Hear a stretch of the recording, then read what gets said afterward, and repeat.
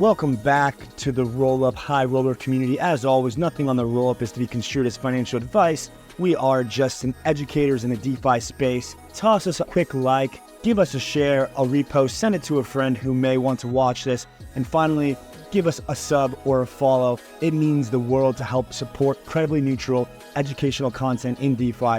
We're here to educate, empower, and enrich you, and let's jump in. What's going on, guys? Welcome to the Roll-Up. Today we have an array of characters full of alpha on points, restaking, updated Gearbox V3, and more to come. So without further ado, we're going to pass it over to our lovely friends, Ivan and 𝗵𝗶𝗴𝗵. And yeah, it's not your first time here. So maybe just a recap of what you guys have accomplished since, you've last been on, which I think may have been like September of last year. And what's popping over in the restaking Gearbox V3 world, sirs? Hey guys, thanks for having us on again. Appreciate taking the time. So yeah, a lot of things have happened since then.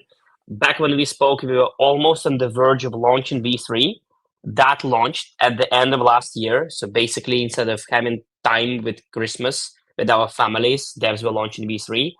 They've successfully launched it, and we started first with margin trading, as we call it, pure, because pure leverage, right? You trade with leverage on top of Uniswap and other dexes. So there is no house to trade against. You don't have any funding rates. You margin trade with real liquidity. So it's like essentially perps on spot, which makes it much more safe, predictable, and without those jumping rates. So anyway, that was the first one that we launched with V3. It has been in the alpha stage and coming out of the alpha stage in a couple of weeks from now, or even before then. And we're going to be launching a points program, but we don't like calling it a points program. It's more so a loyalty program for users to get engaged with the product and for best traders to win even more than they can. But anyway, that's on the margin trading side. The protocol is the same, though. Every contract underneath is the same. It's just about how we can modularize it and adapt to different leverage use cases.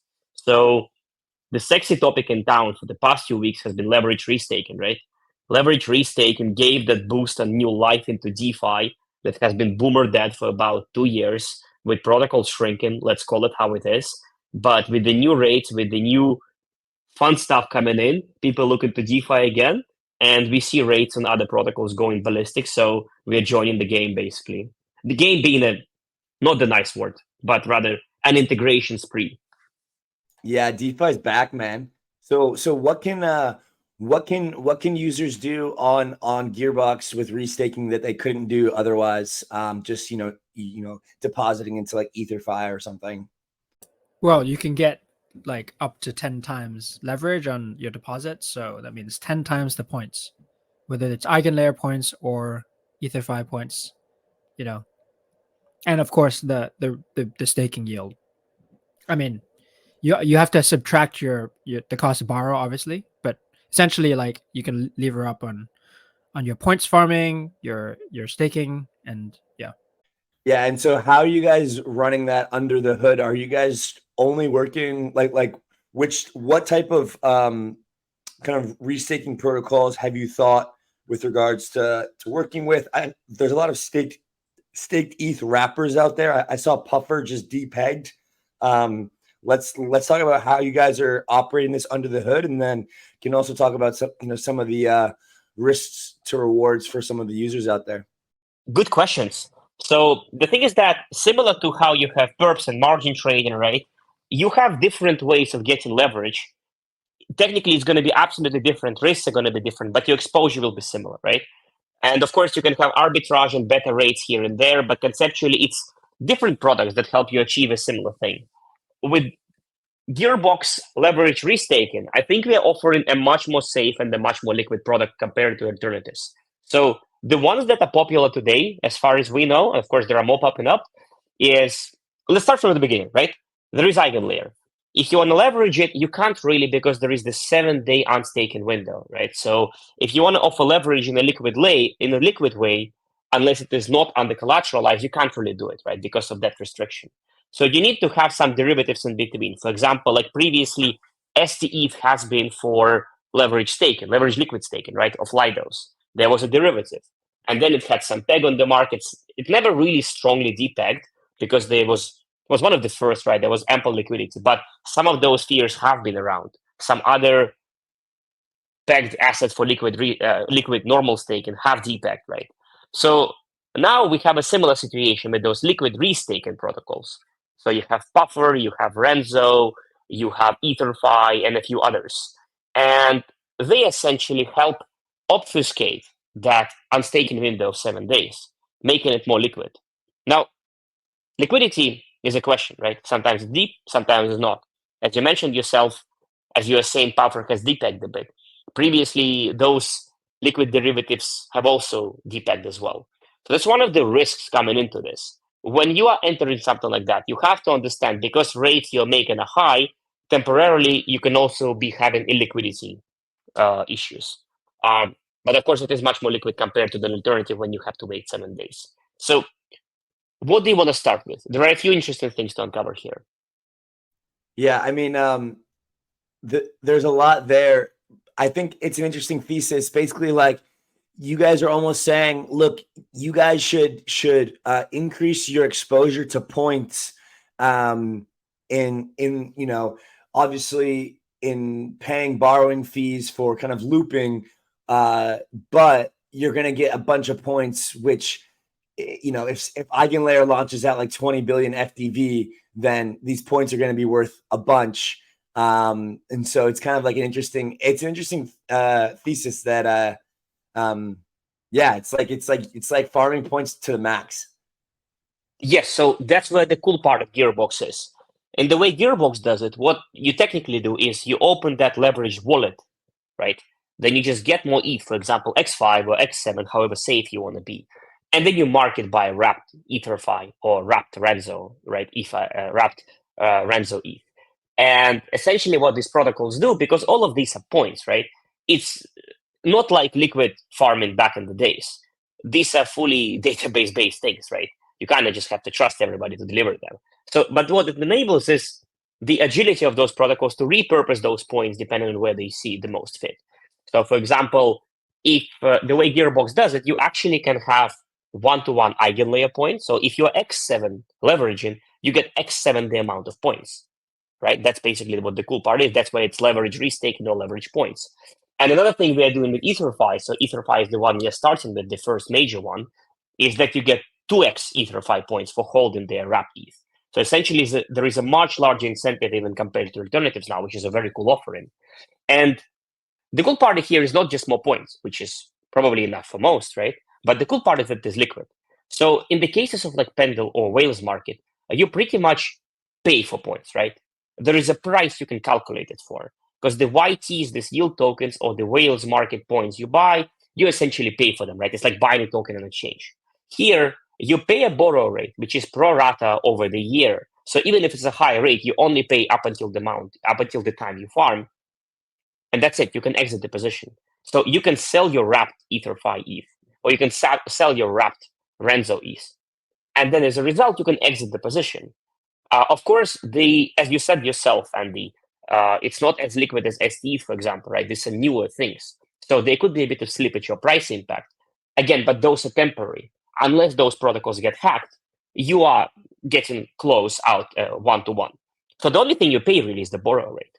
And right now, what are some of the, like, do you have any data or any of the math? Like, what are the numbers saying about like the current borrow rate and then the current incentive rate for getting like points and then the staking yield? Good question. So it literally just launched like an hour ago.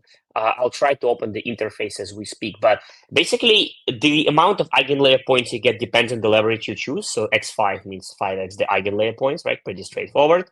And EtherFi points is the same, but 2x of that because of the special thing we are running together with them. So if you would have 5x leverage, you get 5x eigenlayer points, 5x EtherFi points plus 2x. So 10 and 5x, right? That's what you are getting.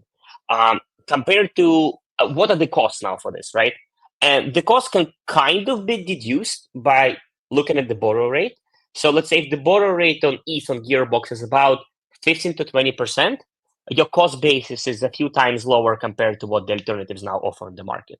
Now, all of these things are volatile, right? So it can change at any point. But Gearbox has started with a much more interesting offer compared to the other players in the market right now. But 𝗵𝗶𝗴𝗵 could correct me there. 𝗵𝗶𝗴𝗵 is even more of a degen, so I would love to hear what he thinks. Well, I haven't aped into the restaking, the leverage restaking yet, but there's a third party like Twitter person who did some math, and by her math,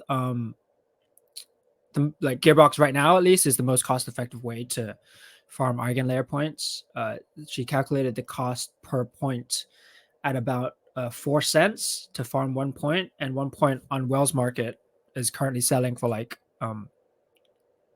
14 cents. Yeah, 14.5 Really, cents. 1 point on Whales is 14 cents currently. That's crazy. And the cost to farm it is like 4 cents on Gearbox, according to her math. Like, I haven't double checked it. We don't want to sell snake oil. So of course, borrow rates possible. could change and all that. But like right now, at least, it should be one of the more cost-effective ways to get your hands on those juicy Eigenlayer points. So do you guys think by far more cost-effective? Do you think the Eigenlayer is going to launch at like 20 billion FTV? I mean, if so, I'm going to be I'm going to be angry. Like, I mean, if you just look at how the market's playing out, the Celestia thing, I mean, yeah, I don't know. It seems like it's gonna. I mean, it seems like people are projecting what 20 billion ish, give or take. Yeah. If you're in the cap of screw FDV's market cap is the only thing that matters, then infinity is the limit, right? But of course, it's up to everybody to figure out what the price point they think is correct, and it's up to them. Ivan says that, but he knows as a veteran in this market that FDV is a meme only in the bull market. Yeah, but we just started the bull market, so let's fucking go. Yeah, that's crazy that these points are going for this much. I didn't even realize. This is actually my first time on Whales, so I feel like a total noob. But very, very cool. So you guys also have put in something where you're basically testing this out with only people who are willing to deposit, I think 20,000 or some arbitrary amount. What's the thought process behind that? And are you going to open this up, or is it already opened up for all, or kind of is this just like a phased launch before you open the gates for everybody? It's probably going to stay like this for a while. So it's not a gated launch in any way. It's more so that for safety purposes, there is no purpose to open it up fully. So anybody who has enough collateral, they're free to get in like a day later after they submit their address. So it's fairly straightforward. The thing with the high minimum borrow limits is that it is mainnet, right? Gas fees are not low. Slippage could be a thing. So to make sure that the passive side of Gearbox protocol doesn't hit any bad debt, it's better to be safer than to be sorry, right? With protocols, you need to be ultimate safe. And Gearbox, over the past year, that's why we have been, I guess last year we have been slow with integrations. We haven't almost delivered any interesting one because we were focusing so much in security, on audit, on the monitoring systems and everything else. Yeah, that's kind of what I figured. It doesn't really make sense to have people get liquidated or something if they have like $100 and then gas and all of that. Very interesting. So then, why did you guys choose EtherFi? And kind of what's the ongoing situation there as far as extra points? And what about EtherFi is appealing to Gearbox? It's one of the largest ones, and they have been around for a while, so that seemed like a safe enough option. Plus, they already had a Redstone Oracle live, so Redstone is one of the ways Gearbox is able to add newer assets quicker comparatively to others, because Chainlink, as we know, is too big, so they deal with other things. Speed matters. Sometimes Chainlink doesn't add, for example, not like to diss on them, right? They have a lot of work to do, but they cannot add everything. So alternative Oracle solutions help with speed and composability in our case. So EtherFi had the Redstone Oracle one of the first. They're pretty enough liquid. The DAO voted on it, so it doesn't seem like an issue. Plus, obviously, they have enough secondary market liquidity to justify leverage integration. So does Random, for instance. Puffer seems to be coming close soon as well, right? So potentially, that's the beauty of Gearbox. Because it is modular and composable, modular thesis, right? We are able to add leverage for practically anything. That was the thesis from 2021 when we started at the beginning of 21. And we've been gradually and safely building towards that. So this year, we already started super aggressively with margin trading on mainnet. We're now adding leverage restaking, leverage points, and going to layer 2s closer to the end of Q1. So all of that is made possible thanks to that modular architecture. Yeah. Ivan is like, it talked about the redstone oracles. This is the thing that like I'm most excited by, because let's say you think like restaking is a big risk to Ethereum and like jeopardizes the whole network, whatever, blah blah blah, and you don't want to participate. With the cool thing about like Gearbox V3 coming out of alpha and the redstone oracles integration is like we're going to be like integrating things way faster compared to last year, because we've got all the security things figured out, we've got the quotas figured out, and now we have the oracles figured out. So like if this isn't your thing, just like stay tuned, because our goal is to let you leverage everything and anything that's safe in DeFi. That's the end goal. So that's what I'm excited about.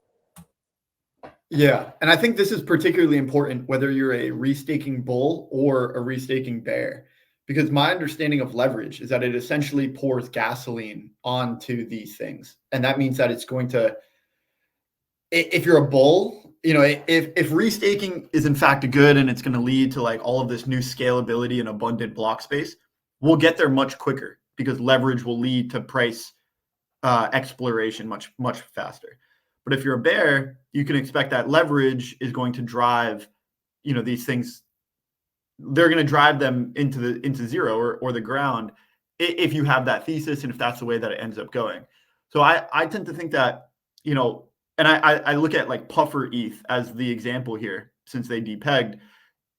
One thesis is that leverage could help puffer ETH regain its peg much quicker than if there wasn't leverage available, because now you're able to kind of like arbitrage that price difference and drive that price back to equilibrium because there's so much more liquidity in the ecosystem. Is that a fair like mental model to think about, like how prices might react in the leverage restaking ecosystem? I think in the short run, like if we're talking specifically about Gearbox and its current integrations and stuff, then I'm not 100% sure. Like we don't have enough of these things integrated to like support a strong ARB market or whatever, right? But yeah, in the long run, 100%, like leverage is definitely the way to arbitrage, for example, stablecoin depegs, or like if Lido staked ETH depegged, you could definitely use Gearbox to ARB that. And the same applies with leverage restaking in the future as we integrate more things.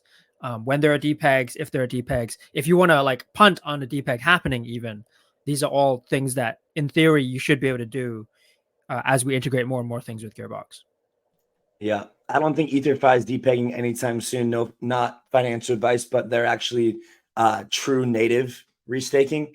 So the problem with some of these is like a lot of these are spun up with points programs and things, and then they're just staked ETH wrappers. So obviously it's possible for EtherFi and other ones that are native to have issues, but more or less, I think that that's a good bet for those users who want to participate. And generally, it seems like going on Gearbox to do restaking, especially if you meet the capital requirement, is like more or less a no-brainer if you're ultra bullish on Eigenlayer. Which, I mean, if it's 15 cents a point or 14 cents a point, and you expect a 20 billion FDV, then I mean, my goodness, like the math is there. So yeah, it's pretty exciting stuff. I think we can kind of come to a close here if that's all from you guys. Any kind of closing thoughts with regards to again how our community can get involved, or you know, any last words? Yeah, sure. There is one interesting thing that all of those integrations, when we make leverage anything possible, what happens is every asset, every different integration comes with the ability for gear stakers, gear holders, to stake and vote on what those extra rates should be, whether they should be higher, for example, if they think the protocol should be earning more and making up for its risk exposure. For example, lenders can vote more to have borrowers pay more, right? Or borrowers instead can be holders of gear and stakers and decided that no, some of the integrations that are there should be paid for less because they are safer than the others. And all of those revenue streams are basically coming together on chain now. There is no mechanism yet to like funnel them, distribute, or things like that. But there is an on-chain engine now where gear stakers can decide on those rates. So whatever we add, however we add, all of that is decided by the DAO, and essentially the rates themselves that have money streams are influenced by them as well. Yeah, man. I think Eigenlayer is going to be the biggest launch in the history of crypto. So yeah, high expectations for sure. Packed up the bags, ready to go. Yeah, didn't make the angel round in that one, but shout out to those who did. Same Wow. shout out to you guys. Fucking hate you, but yes, enjoy. Thanks, Ivan. Thanks, 𝗵𝗶𝗴𝗵, for coming on. And really excited to kind of see this grow more and get some leverage points.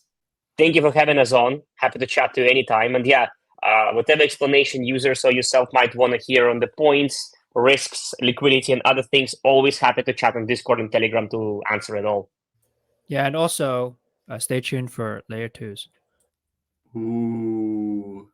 Boomer, it's boring. Layer 2s are 2023. We restake now, man.